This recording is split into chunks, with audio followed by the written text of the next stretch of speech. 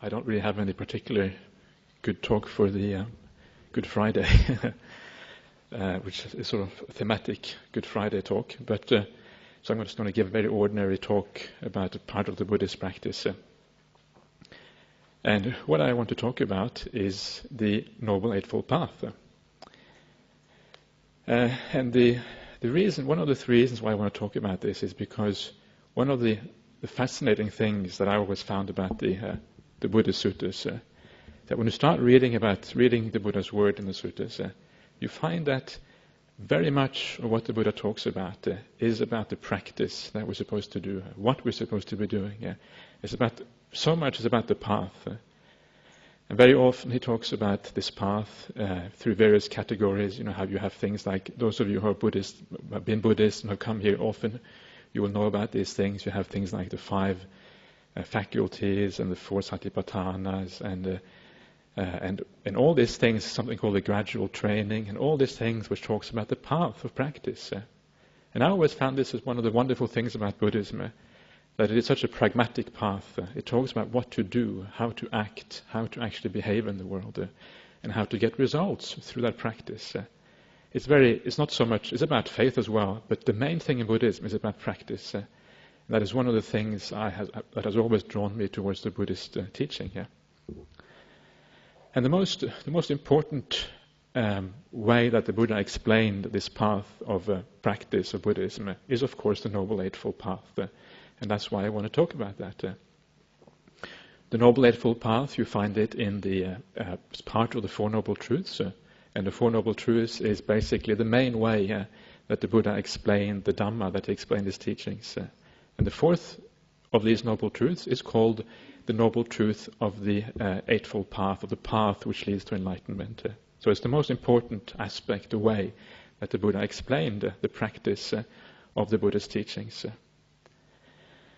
I'm going to try to explain it in a slightly different way than usual, because otherwise it might get too boring.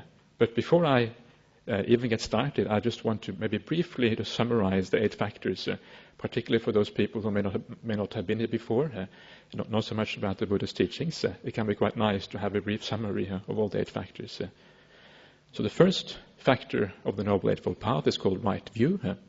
And right view means, basically what it means is that we align the way we look at the world with the way the world actually is. That's basically what it means.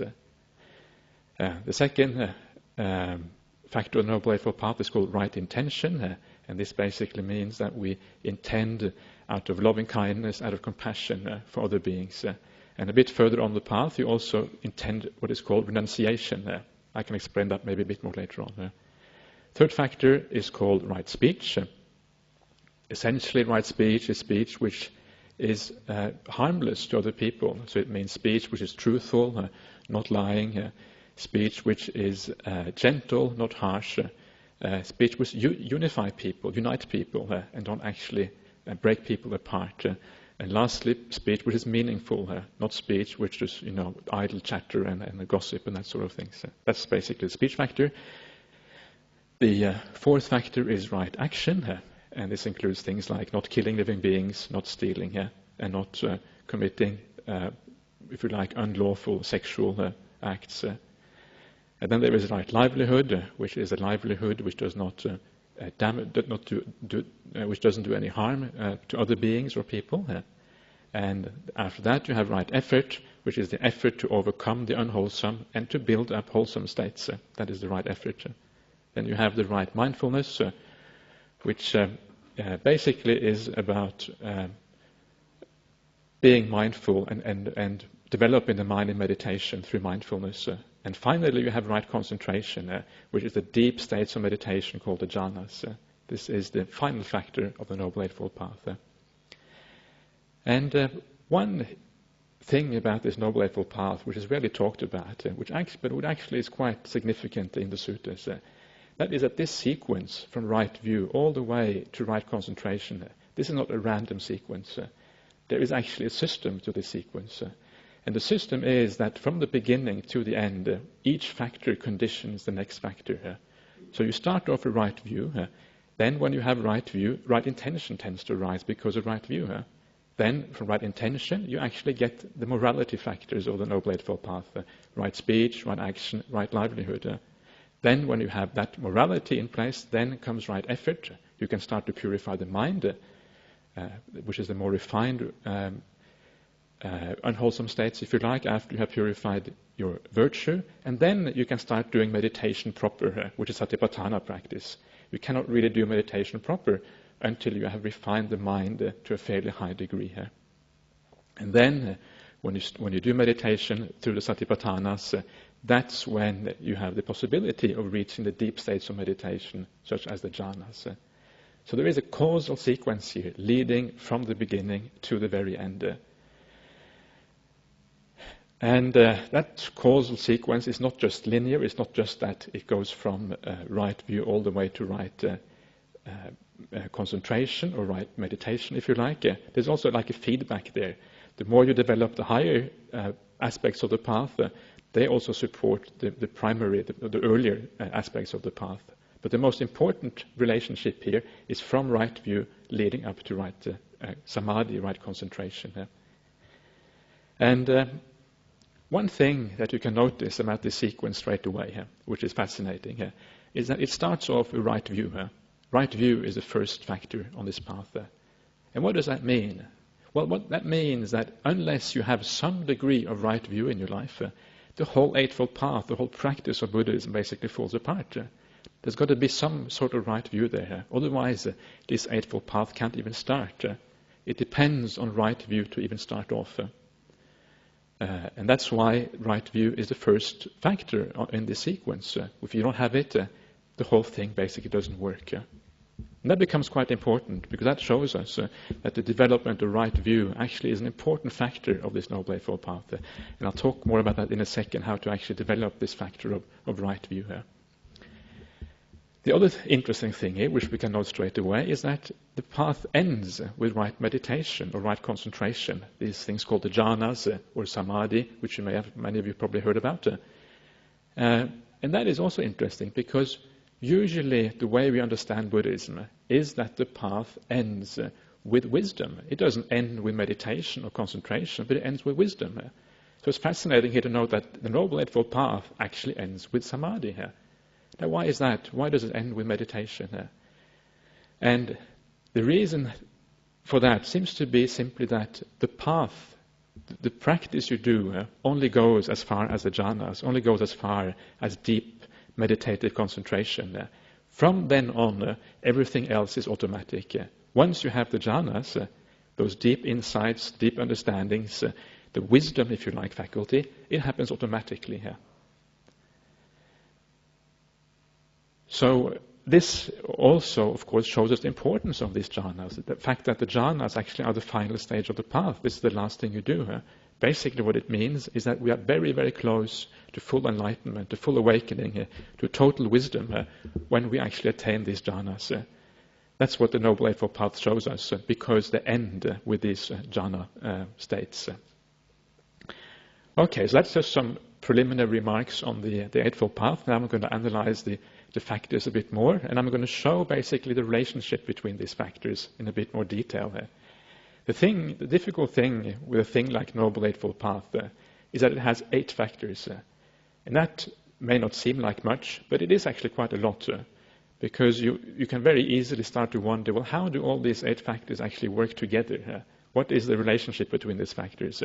And what do they all mean? How come we have 8 factors? Can they maybe be summarized in an easy way to understand? And that is what I want to do today. I want to summarize these factors into a very simple concept so as to make it more clear how they all work together. And then I want to show also the relationship between these factors at the same time. So I'm going to start off with right view. And the first thing to note about right view, and again, this is something which is rarely talked about, and that's why I want to emphasize it a little bit this evening.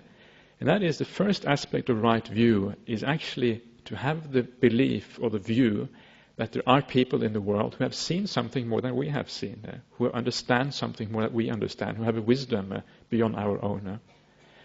And I think you can see why that is the case, because why would anybody come, for example, here to the Buddhist Society on a Friday night unless they thought that Buddhism had something which was some sort of wisdom, some sort of understanding about life which can make your life better, could improve your life in some way. Nobody would come here if they thought it was more miserable. They would make their life more miserable. So, in a sense, all of us who are here already today, we obviously have some faith that Buddhism has some sort of wisdom, some sort of understanding which can improve our lives. And this becomes very important because if you don't have any kind of faith that the Buddha had some special wisdom, some special understanding, well, you're never going to approach Buddhism. You're never going to be interested in the Buddha's teaching. And because of that, you're never even going to start the Noble Eightfold Path. The whole path, the whole Buddhist practice just falls apart and stops right there because you think the Buddha, he was just an ordinary man, just like all the rest of us. So this then becomes very important. And the question then becomes, of course, well, how can we actually improve our understanding and our confidence that the Buddha and Buddhism has something important to teach, has some wisdom, some understanding that we don't have, but that is actually able to improve our lives? How can we increase that? Because the more powerful that conviction becomes, that Buddhism is special, that it has something special to give us, the more powerful then is the beginning of the path. If you make the very foundation of the path very strong, then the rest of the path will come much more easily. So, and there are several things we can do to actually increase that faith and confidence and trust in the Buddha's teachings and the feeling that there's a lot of wisdom here. And the first way, which I always like to point out, well, is at least the simplest way to begin with. That is, of course, to actually read about Buddhism, to find out what does this teaching actually teach, what is this all about.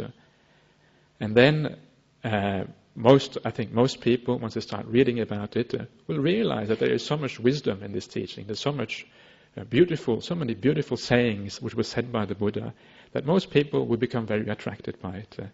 If you don't become attracted by it, if you don't like it, well, I think it's still good to read about it, because at least then you know that you don't like this teaching. So this is the first thing to do. And you may ask, well, okay, what exactly should I read? Where should I find this literature? And in the initial stages, I think the best thing to do is to ask somebody you trust, somebody you feel has some understanding of Buddhism already, and ask them to maybe recommend some literature which they think is good. That, I think, is always a good way of starting off. But then there comes a point when what you really want to find out is, what did actually the Buddha teach? Because it's important to remember that the whole of Buddhism was started by this one man known as the Buddha. He started this whole thing.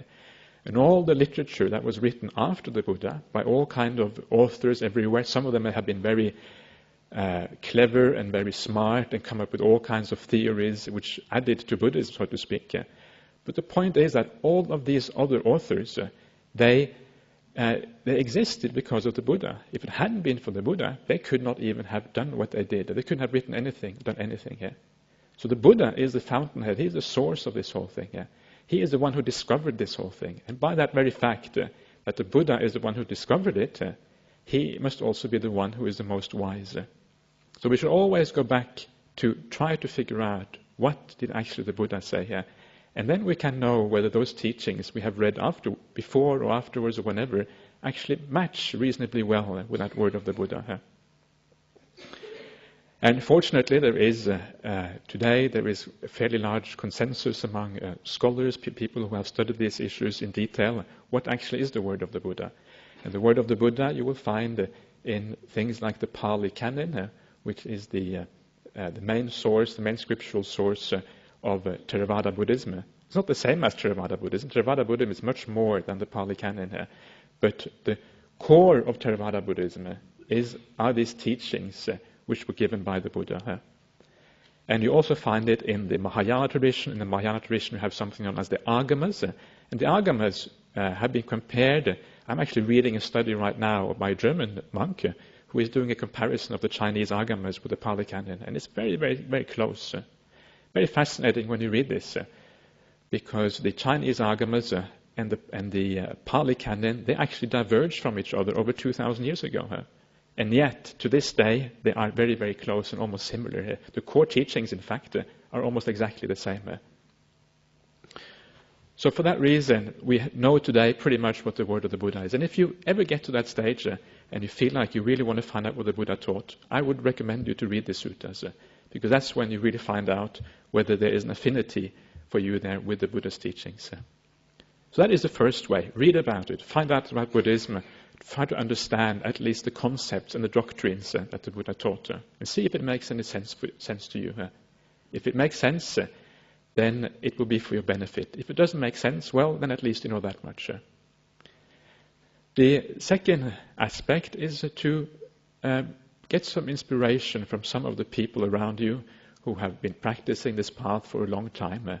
They can be monks or nuns, or they can be just lay people who have been practicing for a long time and who have been reaping benefits from the teachings. And get some inspiration to actually see that there are people out there who have gotten those benefits which the Buddha taught, which the Buddha said you will get if you practice the path. Because that becomes very powerful. Because one thing is like a theoretical framework that the Buddha taught. You will get this if you do this. But when you actually see that it works, you see the living example that somebody actually has done this, and these states are possible, these qualities are possible to develop, that increases faith much more. So see if you can find some people who you can take as a kind of a role model and see, wow, they can do it. Okay, I should also be doing this.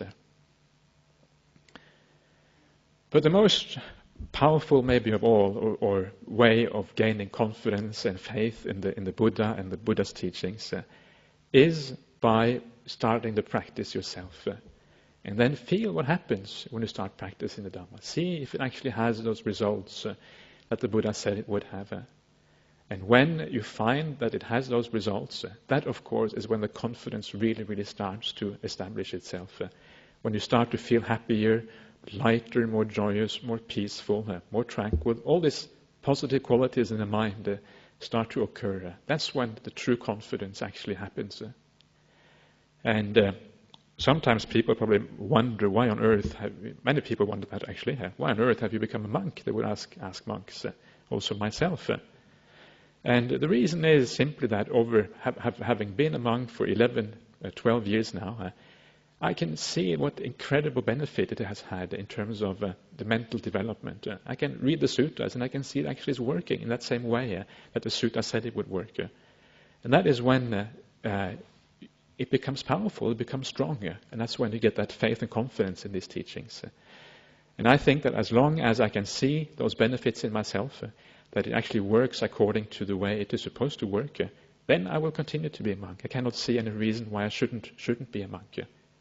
If for some reason one day I should stop to gain those benefits, which I cannot really see happening, but if it should stop, well, that's when I probably would start to reconsider whether it really is worthwhile being a monk anymore.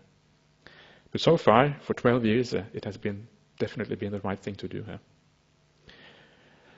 So this is basically the very beginning of the path. Once you start doing these things, reading about the Buddha, starting to gain the experience yourself that these teachings actually work for yourself, then your confidence in the Buddhism and in the Buddha, the Dhamma, will grow and become much stronger. And then when that confidence becomes more powerful, you have a much more incentive to practice the Eightfold Path. It becomes much more powerful.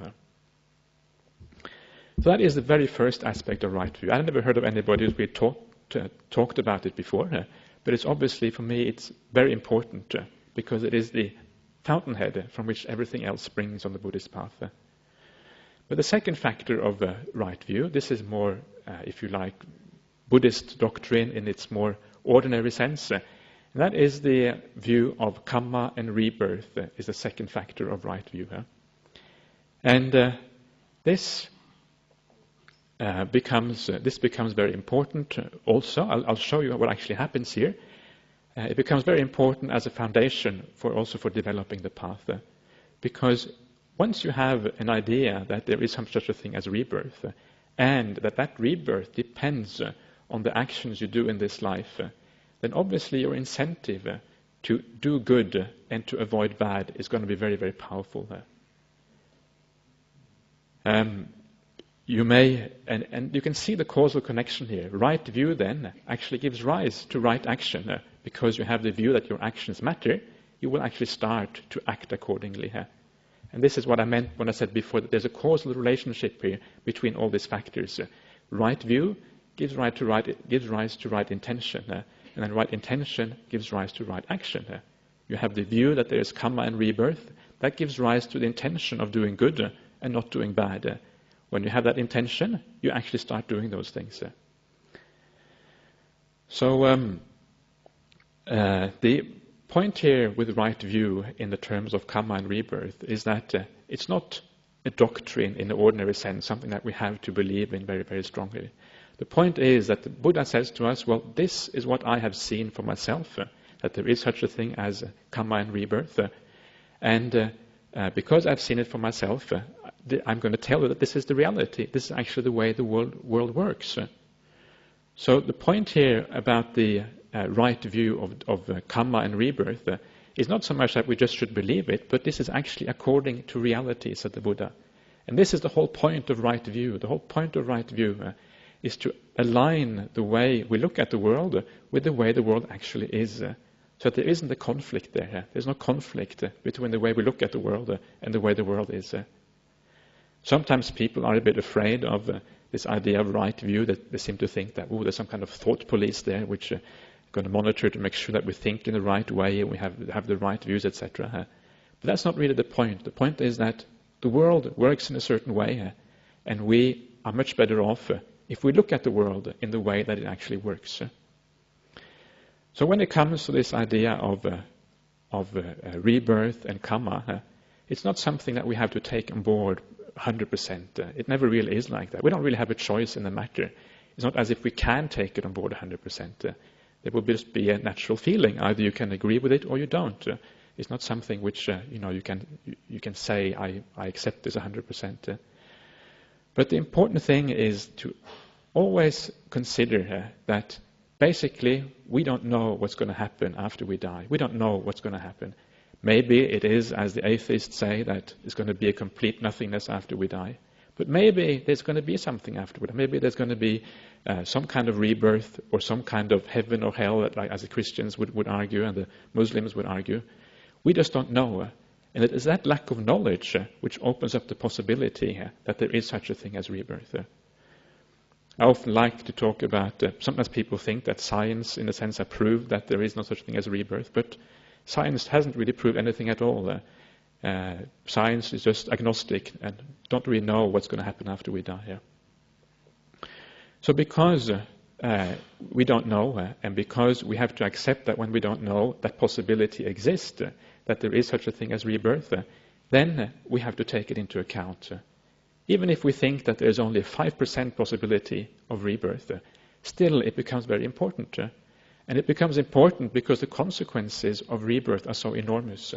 Imagine if you get reborn once, then the chances are that you will get reborn again as well after that, again and again and again, many, many, many times over. And when you think of it in that way, then even if there's only a 5% chance that there is such a thing as rebirth, then the consequences of the actions you do in this life, if they affect an innumerable lives in the future, they become enormous. Consequences become enormous. So that 5% chance becomes something which you have to take very, very seriously. And that's why the idea of rebirth and karma then becomes very important. And for many of us, the idea of rebirth and karma is going to be a much higher chance than just 5%. It's going to be maybe 50%. For myself, I must admit, I have a very strong faith that this is actually the case.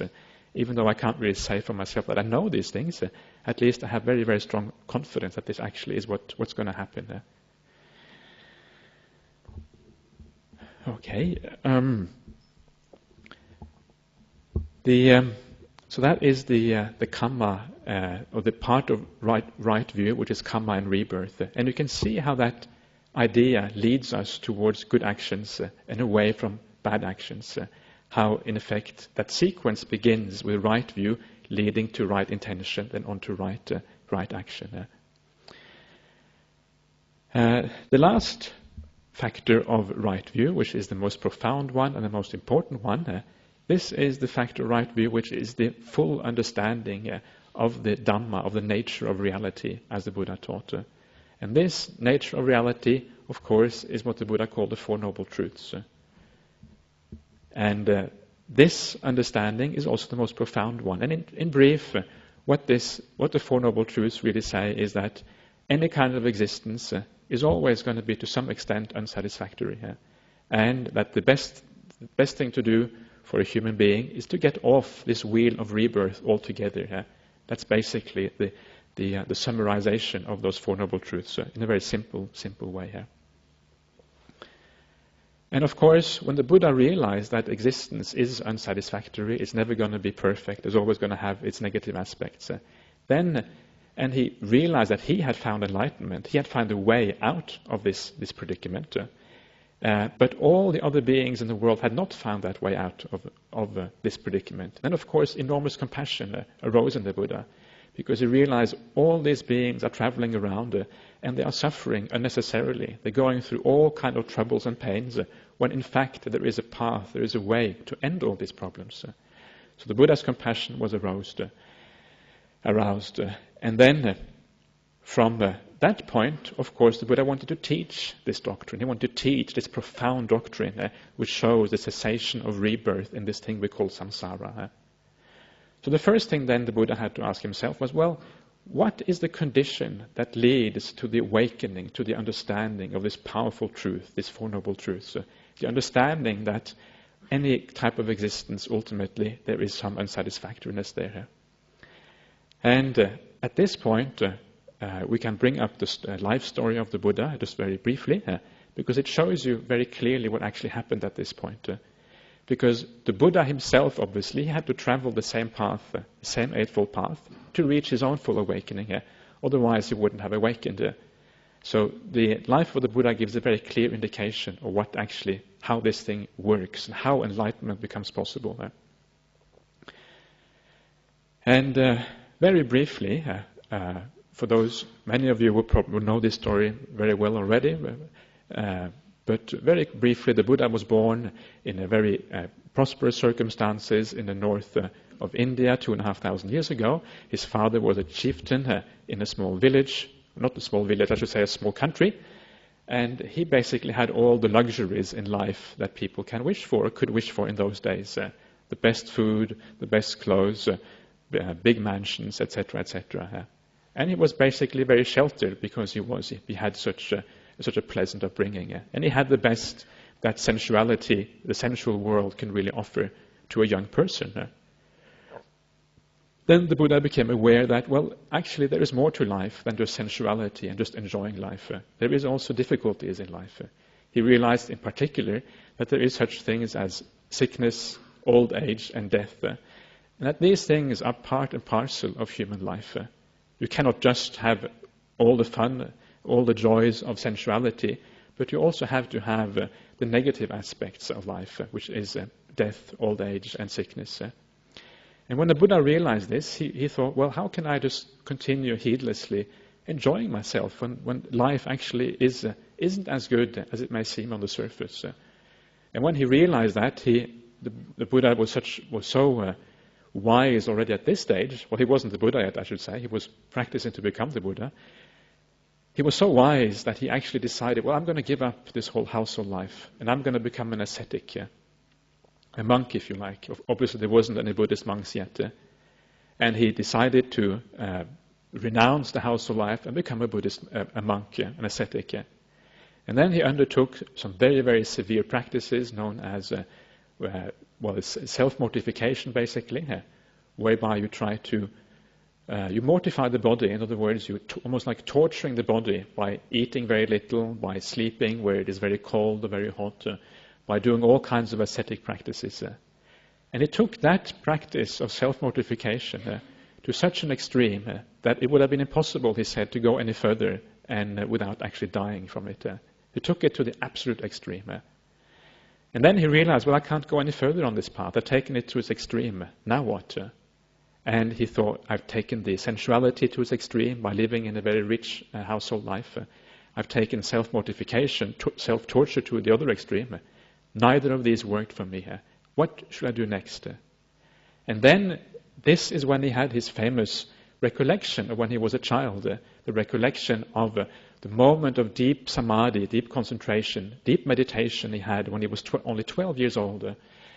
And this state he achieved then are known as the jhanas, a jhana state, a very deep, powerful state of meditation. And then he realized that this is the path to enlightenment. This is the way to enlightenment.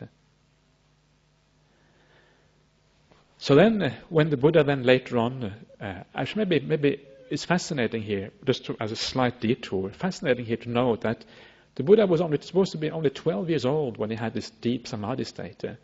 And yet, at this point in his life, he was 35 when he recalled this. And even though this was then 23 years later, this state was obviously so clear and so powerful in his mind still that he understood that this is the path to enlightenment. And that gives you some indication of the power of these states. They must be so powerful that after 22 years, it is still very, very clear in your mind that this state is able to help you to wisdom, to some understanding, to something deeper. And that gives you some indication, as I said, about the power of these states. But anyway, so at this stage then, the Buddha then reflected, well, I'm going to teach the Dhamma, and it becomes then obvious that what he should teach is that you have to attain these deep states of samadhi, meditative concentration, before you can attain full awakening. So that then became the last factor of the Noble Eightfold Path, because the Buddha realized this is what is required for enlightenment. So when you reach the last stage of the Noble Eightfold Path, the jhanas, that's when you are basically there. You basically have come to the goal of enlightenment. Then the Buddha asked, well, what then is the cause? What is the condition for the arising of these jhanas? That becomes the next question. And here the important thing to realize is that these jhanas are states of mind which are completely pure. There's no defilements there. There are no negative or unwholesome qualities whatsoever. The mind is completely purified. The mind is powerful, it's blissful, it is very, very peaceful. So these are the qualities which are required. Now, how can I bring about these qualities in the mind? And also, it also says a very unified state. It's a very powerful because it's unified. The mind has come together, so to speak. It's not distracted anymore at all. It's completely unified, completely concentrated. And what brings about this state is meditation practice. In other words, the four satipatthanas. The four satipatthanas, the four foundations of mindfulness, or meditation if you like, these are the condition for the arising of the jhanas. That's interesting because most people don't realize that. Most people think that satipatthana is all about insight practice. It's also about insight, but the main aspect of satipatthana, when you start reading the suttas and start to understand the conditionality of the sequence, the main importance of it is that it forms the condition for attaining the jhanas. And why is that? It is because when you practice the satipatthanas, what in effect you are doing is you are removing the very last defilements, the very last impurities from the mind. You're taking them away, and this is the purpose of satipatthana, to remove those last minor defilements. And the second purpose of satipatthana is to bring the mind to unity, so that it becomes powerful and concentrated, and you can enter these deep states of meditation known as the jhanas. And then you may ask, well, how do we practice these satipatthanas? Because I must admit, I always was a bit dumbfounded when I started reading about meditation. And sometimes you get these enormous manuals of satipatthana. They can be enormous. It can seem very complex and very complicated. But in fact, there is also a very simple way of looking at the satipatthanas. And again, this is directly from the discourses of the Buddha, this simple way of looking at it. And because it is from the discourses of the Buddha, I think it is important to take this way of looking at it very, very seriously here, because that's where it comes from the horse's mouth, as they say here. And that is simply that anapanasati, which is the mindfulness of breathing, this is the meditation practice which fulfills and completes the satipatthana practice. In other words, all you have to do to practice satipatthana is to do mindfulness of breathing. In other words, the meditation, which is the watching of the breath.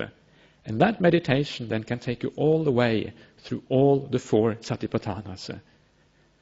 That is quite nice, isn't it? You don't have to worry about all these complexities that sometimes you seem to encounter when you start asking what satipatthana is. All you have to do is do breath meditation. And you may wonder, well, how is it that breath meditation can fulfill all the satipatthanas? Those of you who know a bit about these things know that satipatthana practice is about contemplation of the body, about contemplation of feelings, about contemplation of mind, and of contemplation of phenomena. The reason is that as you watch the breath and as your meditation becomes more powerful on the breath, you actually go through stages which are equivalent to all the satipatthanas. You go through stages where feelings of the mind become very powerful, feelings of bliss, feelings of joy become very strong. And this then becomes the satipatthana on feeling. While you're watching the breath, these powerful states of feeling arise in the mind. Not only that, but as you practice satipatthana, the mind starts to become very concentrated and very peaceful. And this then becomes the satipatthana, which is the contemplation of the mind. Again, it arises because you're watching the breath, because the breath is calming you down and making you peaceful.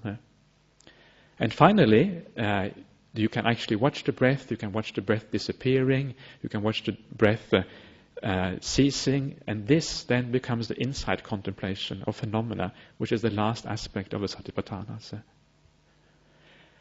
And I think for me this is a very beautiful teaching and a very powerful teaching, because it's very simple.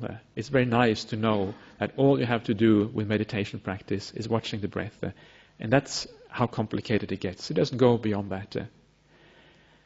And it's also important to know that the breath meditation is the one subject the Buddha taught the most in the suttas. We find it again and again and again. So it's not just an unimportant or minor meditation subject, it's actually a very important one. And for that reason, it is not something we should take lightly, so to speak. But as many of you will know, those of you who have been meditators for a long time, meditation on the breath is not necessarily very easy. It can be very difficult.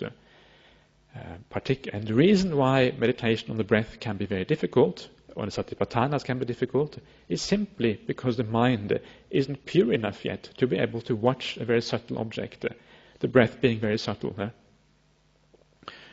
So, what then happens is that then the Buddha asks himself, well, what is the cause, what is the condition for the arising of the satipatthanas?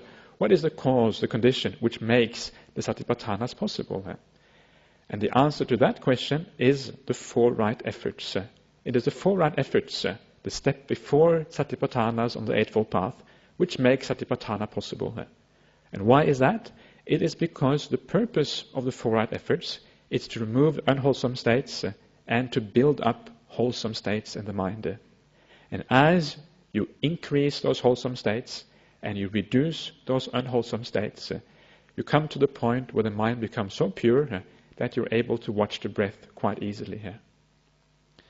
And so the 4 right efforts then is basically such things as devoting yourself to loving kindness meditation, to compassion of other beings, to try to overcome things like anger and negativity, and excessive greed, restlessness, sloth and torpor, all these things which we teach in the meditation classes here in the Buddhist Society. All those things are the things that the 4 right efforts is about. And then gradually, slowly, step by step, the mind becomes more pure, the mind becomes more powerful, until you come to the point where watching the breath and satipatthana practice becomes quite effortless, quite easy. But again, even the removal of the unwholesome qualities of mind is actually quite advanced. Some people find it, can start straight there. Some people can start straight with meditation practice. But for many, many people, I would say by far the large majority, even this is difficult to do. Because when you're dealing with the mind, you're already dealing with something very refined. So the question then the Buddha asks himself, well, what is the condition? What is the cause for these 4 right efforts? What do I have to do to make the full right efforts possible? And the answer to this question is, of course, virtue. It's goodness, which is the cause and the foundation for the full right efforts. So, basically, we have to do those things which are the three factors, factor 3, 4, and 5 on the Noble Eightfold Path. These are the things we have to do to be able to practice the full right efforts. This is right speech, right action, and right livelihood. And these are the morality part of the Noble Eightfold Path. And so this is then, if you like, the coarser or the grosser kind of purification that we have to do before we can start purifying the mind. In other words, we have to purify the speech and our actions before it becomes really possible to purify the mind directly. And the reason for that is basically that if you look carefully at what's happening when you live a virtuous life, you live a good lifestyle, you're not really purifying the body, you're not purifying speech. What you're purifying is the mind, because the mind is the cause for that unwholesome speech or the wholesome speech. And the mind is the cause for the bad action and the good action. So by stopping the bad actions and increasing the good actions, you're actually purifying the mind. You're starting on the coarse levels of the purification of the mind. And then, as your sila, your virtue becomes more powerful, then there comes the point when you can actually start and practice the mental purification directly, which is the 4 right efforts. So that is, now you come back to virtue. The virtue in the daily life is what we come back to now. And this is the basis, when we become Buddhist, this is very often what we do. We take the 5 precepts, and that is the beginning of the practice in the Noble Eightfold Path. So then you can start to see, well, what's happening here? What is this whole thing about? And you will realize that what this whole thing is about, this whole Eightfold Path, it is about purification. It's nothing but purification from the very beginning to the very end. It's a gradual purification, starting with the coarsest defilements, leading up to the most refined defilements in the mind, until the mind is so bright, so powerful, that you can enter deep states of meditation, which then can give rise to the deep wisdom. And that is how you can see the Eightfold Path in a nutshell. It's a path of purification. It's the name of a famous work in the Pali, in the Theravada tradition, called the Visuddhimagga. It literally means the path of purification. And this is what the Eightfold Path is about. It's about precisely purification. Purification, purification, step by step by step, until the mind is so powerful, so bright, so strong, that you can penetrate into the nature of reality. And that is what we're aiming at, because that is where wisdom is to be found, true wisdom. But we can bring it back even a little bit further. We can bring it back to, well, what is the cause and condition for virtue? And the cause or condition for virtue is right intention. You have to intend kindness, intend goodness, intend compassion before you can really start acting in a virtuous way. And the cause and the condition for right intention is right view. So there you are, back to the very beginning again. Because if you haven't got right view, then you won't be kind to other people. If you have got completely wrong view, if you think that killing others, stealing is perfectly all right, it doesn't make any bad karma, it doesn't really hurt anybody, then of course you're going to do those things. And you have no chance or even get started on the Noble Eightfold Path.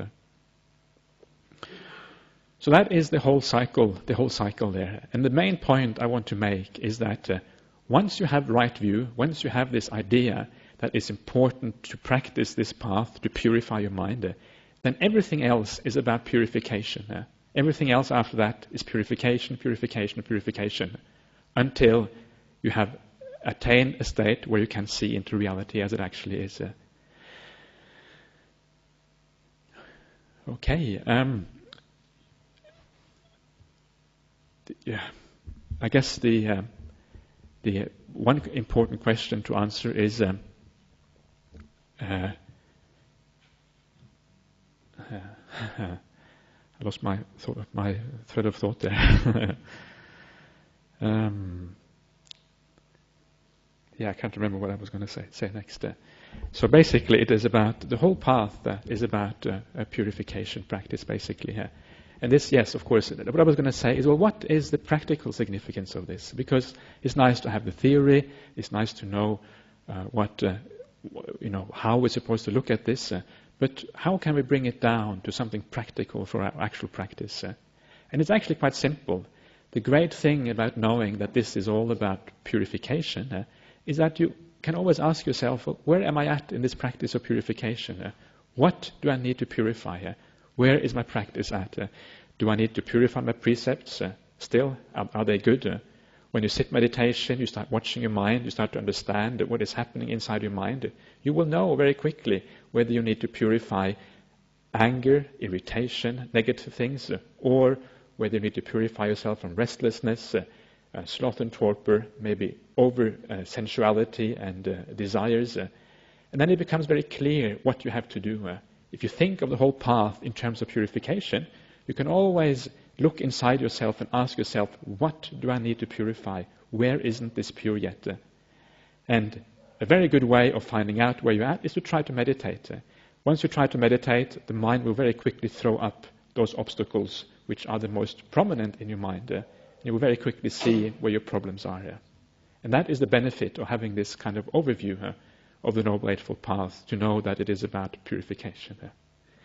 Okay, that's all I really want to say here this evening. So,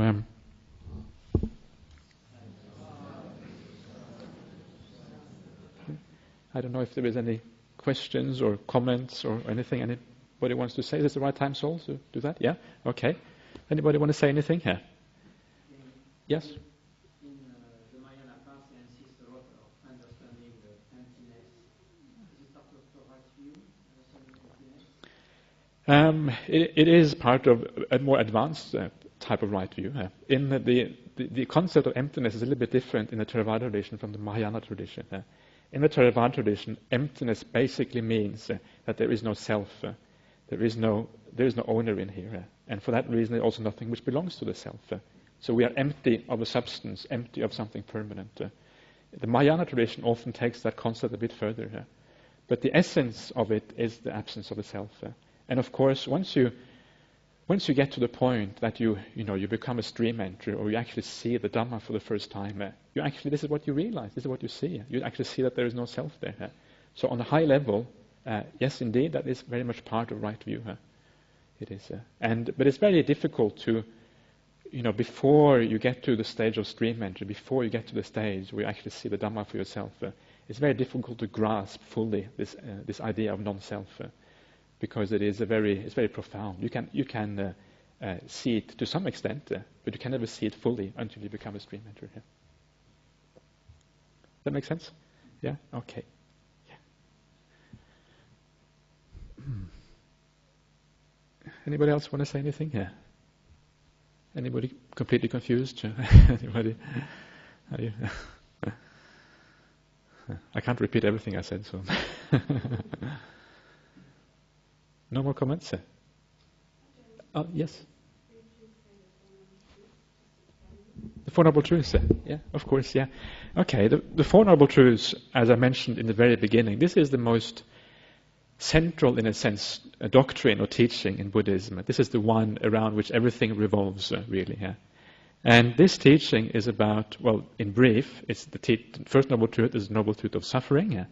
The second one is the cause of suffering. Yeah.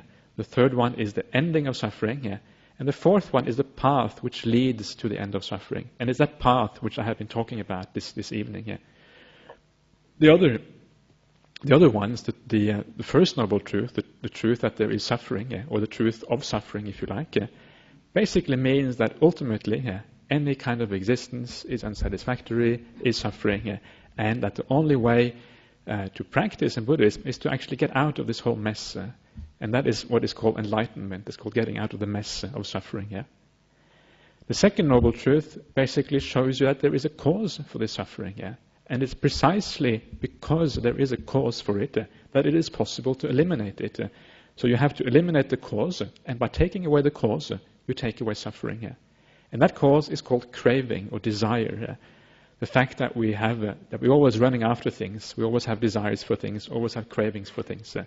If you eliminate that craving completely, 100%, then you also eliminate suffering, because suffering is a consequence of that craving here. The third noble truth shows precisely that. It shows that when you eliminate craving, you also eliminate suffering. It shows that it works. Take away craving, suffering ceases. And then the last one, as I said before, is the Eightfold Path. That is the path which leads to the end of suffering. So what do you want to do here? Yeah.